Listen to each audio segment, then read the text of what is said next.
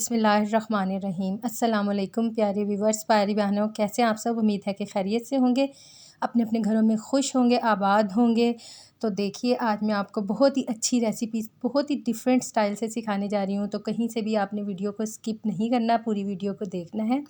और जो भी मेरे चैनल पर न्यू हैं वो सबसे पहले चैनल को सब्सक्राइब कर दीजिए, बेल आइकन को प्रेस कीजिए ताकि हर नई वीडियो का नोटिफिकेशन सबसे पहले आप तक पहुँचे।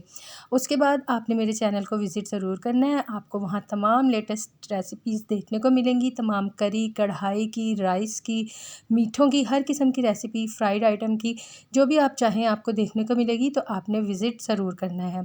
उसके बाद आज जो मैं आपको सिखाने जा रही हूँ बहुत ही different dhaba style, restaurant style kadhai है, जो यकीनन आपने कभी भी ट्राई नहीं की होगी, कभी भी देखी नहीं होगी। इसकी रेसिपी बहुत ही डिफरेंट है। इसकी लुक देखिए, बिल्कुल ये रेस्टोरेंट स्टाइल बनती है। जैसे हम हाफ़ डन करके रख लेते हैं तो हम कहते हैं वो जल्दी से कैसे बना कर ले आए। तो ये हाफ़ डन करके बंदा रख सकता है, उसके बाद इसे बना सकता है। इन स्टेप्स को आपने फॉलो करना है तो आपकी यही रेसिपी बिल्कुल रेडी होगी और बहुत ही अच्छी बनेगी और इसका टेस्ट बहुत ही ज़बरदस्त बनेगा। तो सबसे पहले इंग्रेडिएंट नोट कर लीजिए, उसके बाद हम बनाना स्टार्ट करते हैं। सबसे पहले मैंने प्याज लिए हैं, सादे प्याज लेने हैं। 3 प्याज़ों को आपने छील लेना है, उनको रफली बस काट लेना है। जैसे भी टुकड़े कर लें, 3-4 टुकड़े कर लें, क्योंकि हमने इनको वेट लगाना है कुकर में। तो इनको आपने किसी भी तरह सोचना नहीं है कि बारीक काटें या स्लाइस कट करें। जैसे भी 4 टुकड़े कर लें या कुछ भी, 3 प्याज लेके मैंने उनके 4-4 टुकड़े कर लिए हैं और इनको पानी में हमने वेट लगा देनी है। तो पानी आपने उतना ही डालना है जितना आप अपने सालन में डालते हैं और वेट लगाते हैं। तो 15 मिनट की आपने या 10 मिनट की, जितनी देर में आपके प्याज गल जाते हैं उतनी देर की आपने वेट लगानी है। तो प्याज डाल के मैंने 10 मिनट की वेट लगा दी थी, ये देखिए। उसके बाद वो प्याज बिल्कुल गल के मुझे मिल गए थे। उसके बाद सबसे पहले आपने अपनी कढ़ाई में ना ऑयल डालना है ना पानी, कुछ भी नहीं डालना। ये 1 केजी चिकन मैंने इसके अंदर डाला है। उसके बाद मैंने 4 से 5 टमाटर छिलके उतार के इसके अंदर स्लाइस करके डाले हैं। ये देखिए, छिलके ज़रूर उतारिएगा क्योंकि उससे अच्छा टेस्ट आएगा। उसके बाद लहसुन अदरक का फ्रेश पेस्ट आपने 2 टेबलस्पून डालना है और इसके अंदर आपने बड़ा चम्मच भर के नमक का डालना है। अगर नमक कम करना चाहें तो आप कम कर सकते हैं।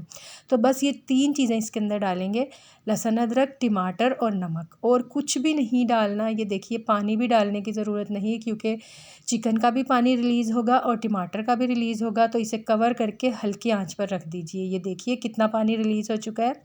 ये देखिए, अगर कोई चाहे कि पानी रिलीज़ नहीं हो रहा है या चिकन ड्राई है तो थोड़ा सा पानी डालिए, क्योंकि चिकन इसी पानी में स्टीम में गल जाएगा। तो हमने बोटियों को तोड़ना नहीं है, इसलिए मैं इसे उसी स्टीम के अंदर कुक कर रही हूँ। ये देखिए, टमाटरों का पानी है और चिकन का पानी है। उसके बाद ये प्याज 10 या 15 मिनट की वेट लगा के खोल लीजिए। इधर से आप चिकन को चेक करते जाइए। इसको आपने बिल्कुल स्लो फ्लेम पर रखना है ताकि चिकन इसी के अंदर गल जाए। ये देखें, देखते जाइए। उसके बाद इसको चेक करते जाइए। उसके बाद आपने ऐसा करना है कि जो प्याज आपने बॉयल किए थे उनको ग्राइंड कर लेना है। उनको खाली आपने पानी नहीं डालना क्योंकि पानी उसके अंदर है, उसको ग्राइंड कर लिया है। ये देखिए, जब टमाटरों का पानी खुश्क हो गया तब मैंने वो प्याज़ों का पेस्ट इसके अंदर डाला है जो मैंने बना लिया था। ये देखिए, यहाँ तक बना के आप रख सकते हैं, प्याज ग्राइंड करके रख सकते हैं और जल्दी से इसको बना सकते हैं। उसके बाद इसके अंदर सिर्फ थोड़े से स्पाइसेस जाएंगे। लाल मिर्चों का पाउडर आपने डालना है 1 टेबलस्पून, चिकन पाउडर डालना है 1 टीस्पून और बस नमक हम पहले डाल चुके हैं। अभी इतने ही स्पाइसेस के साथ इसको हम भूनेंगे और इतना इसको भूनेंगे कि ये पानी खुश्क हो जाए। ये देखिए, सारा पानी हमने खुश्क करना है। अभी हमने इसके अंदर ऑयल नहीं डालना, ऑयल या घी कोई चीज़ भी नहीं डालनी। सबसे पहले इसका पानी हमने खुश्क करना है। और चिकन की बोटियों को देख लीजिए वो गल चुकी हैं या नहीं। अगर थोड़ा सा कसर बाकी रह गई हो तो उसे दोबारा ढक दीजिए। उसके बाद एक प्याली, पूरी प्याली भर के आपने दही लेनी है, उसको फेंट लेना है अच्छी तरह से और इसके अंदर डाल दीजिए। ये देखें, और आपने चिकन को चेक करते जाना है कि बोटियां ज़्यादा सॉफ्ट तो नहीं हो गई। ये देखें, उसके बाद आपने इसे खोल के ही कुक करना है ताकि आराम से दही का पानी खुश्क हो जाए। अब आपने इतनी देर इसको पकाना है कि दही का पानी भी खुश्क हो जाए और चिकन बिल्कुल ड्राई हो जाए।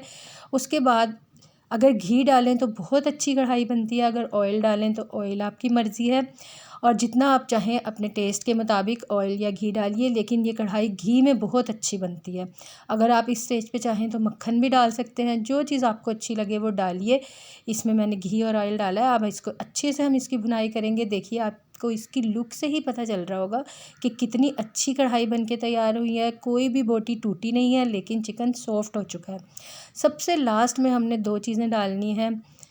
भुना हुआ धनिया मैंने कूट के डाला है और ज़ीरे को भी भून के कूट के, दोनों चीज़ें भून के कूट के डाली हैं। 1 टीस्पून ज़ीरा है और 1 टीस्पून ही धनिया है। ये चीज़ें आपने एंड में डालनी है ताकि कढ़ाई का कलर ब्लैक ना हो जाए।